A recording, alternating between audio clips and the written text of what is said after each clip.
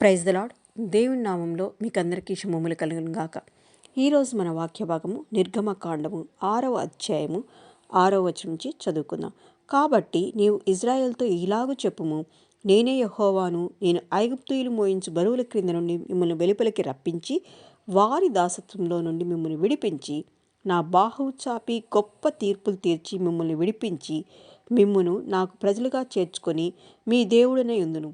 అప్పుడు ఐగుప్తీయుల బరువు కింద నుండి వెలుపలికి రప్పించిన మీ దేవుడైన యెహోవా నేనే అని మీరు తెలిసికొందురు.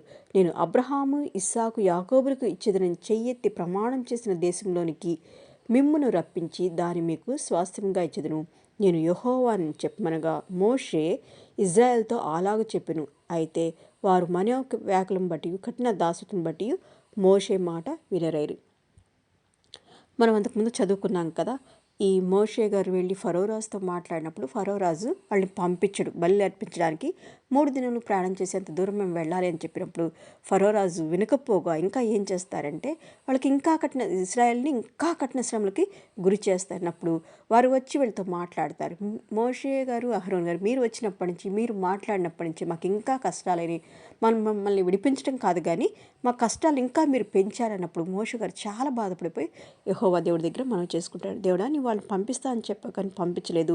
నేను వచ్చి మాట్లాడటం వల్ల ఈ జనులకు మేలు జరగటం తర్వాత సంగతి కానీ ఎక్కువగా కీడే జరుగుతుంది. నన్ను ఏం చేయమంటాను దేవుడిని అడిగినప్పుడు దేవుడు ఏం చెప్తాడంటే, నేను యెహోవాను, మిమ్మల్ని ఐగుప్తుల దగ్గర నుంచి వాళ్ళ బరువులు మోసే దగ్గర పని నుంచి మిమ్మల్ని ఖచ్చితంగా నేను విడిపించి మీ పితరుల దేశమైన కనాన్ దేశానికి అబ్రహాం, ఇస్సాకు, యాకోబుల దేవుడైన నేను మీకు ఇస్తానని చెప్పిన ఆ వాగ్దాన భూమిలోకి మిమ్మల్ని ఖచ్చితంగా నడిపిస్తాను అని చెప్పమనగా అప్పుడు మోషే వెళ్ళి ఇజ్రాయెల్తో ఈ మాట చెప్పారు. కానీ వాళ్ళైతే వినలేదన్నమాట. ఎందుకంటే ఫస్ట్ విన్నారు ఒకసారి, వినిన తర్వాత ఏమైంది, అక్కడ ఫరోరాజు వీళ్ళు ఇంకా శ్రమ పట్టడం మొదలైనప్పుడు వాళ్ళ బాధలతో ఉండి ఈ మోషే గారు చెప్పిన మాటలు వినలేదంట.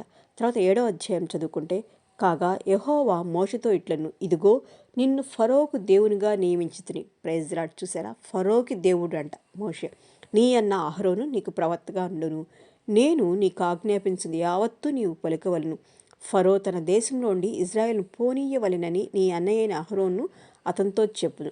అయితే నేను ఫరో హృదయం కఠినపరిచి ఐగుప్తు దేశంలో నా సూచక్రియలను, నా మహత్కార్యాలను విస్తరింపజేసేదను.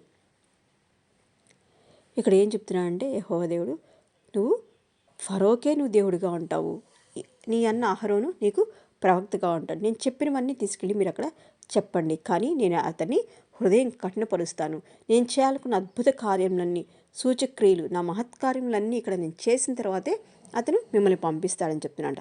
ఫరో మీ మాట వినడు, కానీ నేను నా చెయ్యి ఐగుప్తు మీద వేసి గొప్ప తీర్పుల చేత నా సేవలను, ఇజ్రాయేలైన నా ప్రజలను ఐగుప్తు దేశం నుండి వెలుపలికి రప్పించేదను.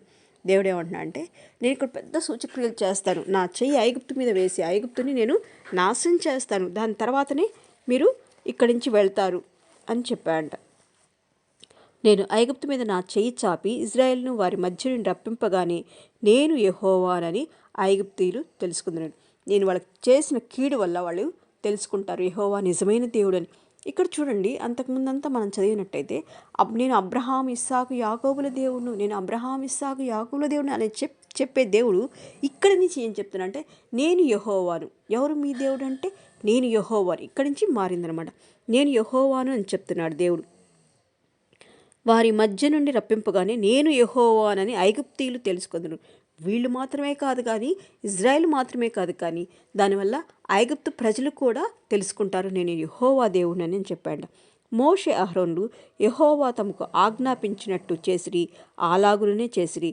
వారు ఫరోతో మాట్లాడినప్పుడు మోషకు 80 ఏండ్లు, అహరోనుకు 83 ఏండ్లు. వీళ్ళు చెప్పినట్టు, యెహోవా దేవుడు గారు చెప్పినట్టు వీళ్ళు వెళ్ళి ఫరోతో మాట్లాడారంట. ఆ మాట్లాడే సమయంలో అప్పుడు వాళ్ళ ఏజ్ ఎంతంటే ఆ సిచ్యువేషన్లో మోషేకు 80 ఏళ్ళంట, అహరోన్కి 83 ఏళ్ళు. దేవుడు మిమ్మల్ని దీవించి ఆశీర్వదించి కాపాడుగాక. ఆమేన్.